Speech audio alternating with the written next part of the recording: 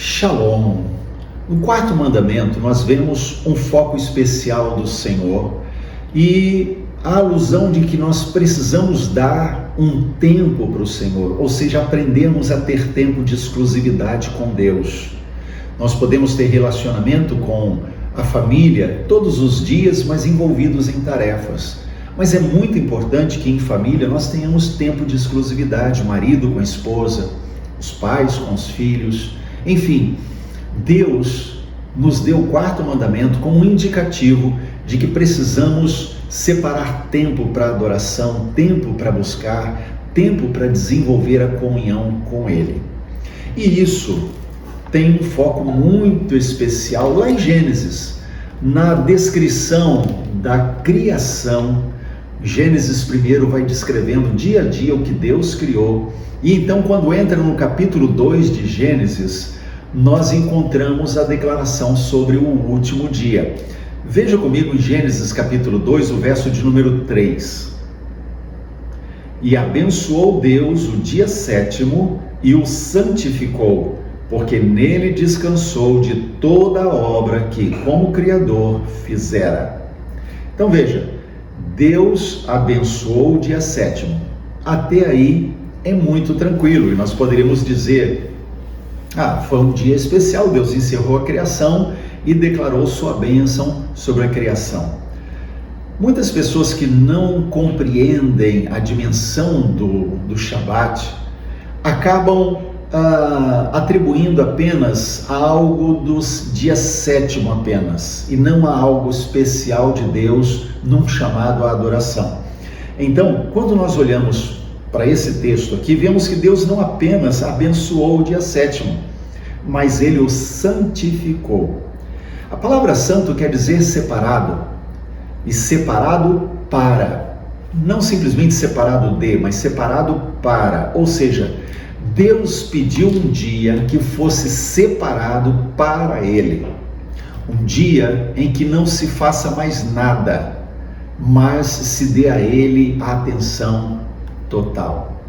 Então, quando se fala no quarto mandamento, para a gente observar o dia do sábado, ele está falando com esse foco, quando a gente olha esse foco especial que Deus dá no quarto mandamento, nós vemos que a palavra Shabat, ela está ligada a algo consagrado, ou seja, santificado, separado para. Por isso o judeu, ele tinha as festas, ele observava as festas, que nós podemos observar ainda hoje com o foco profético, mas nas festas bíblicas que Deus deu através de Moisés ao povo, Deus estabelecia, por exemplo, tanto na Páscoa, quanto Pentecostes, quanto em tabernáculos, que haveria um Shabat no início, santa convocação, oportunidade de estarem juntos, do povo celebrar junto e ao mesmo tempo de consagração daquele dia. E esse dia inicial da festa podia não ser o dia sétimo, poderia ser uma quarta-feira, uma terça-feira, enfim, ele pode cair em qualquer dia da semana, mesmo porque a contagem do calendário judaico é diferente da nossa, do calendário gregoriano. Então poderia cair num dia diferente, mas aquele dia seria um Shabat. Então seria um Shabat no meio de semana e um Shabat no dia sétimo. O que é que isso mostra? Isso mostra que a ideia de guardar o Shabat é mais profundo do que simplesmente guardar o dia sétimo. O dia sétimo traz consigo o simbolismo do descansar, mas o Shabat traz consigo a ideia do santificar, do consagrar, do dedicar ao Senhor.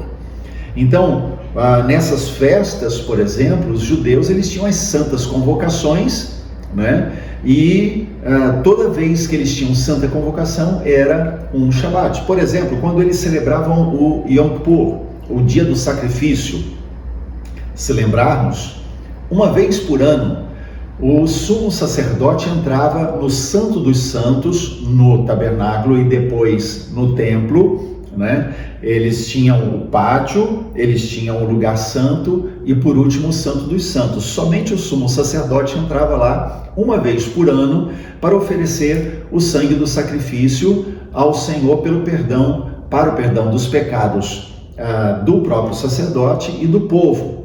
E esse sangue simbolizava o sangue de Jesus, que viria depois, o Cordeiro de Deus, que tira o pecado do mundo.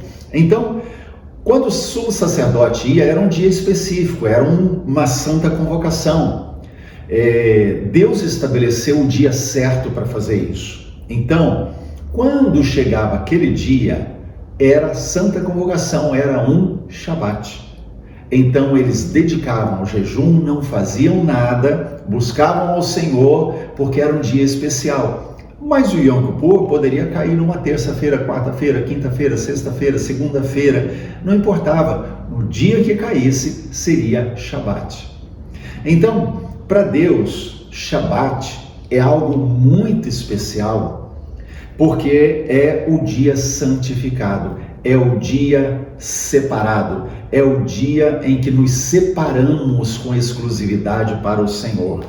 Se é especial para Deus, precisa ser para nós também.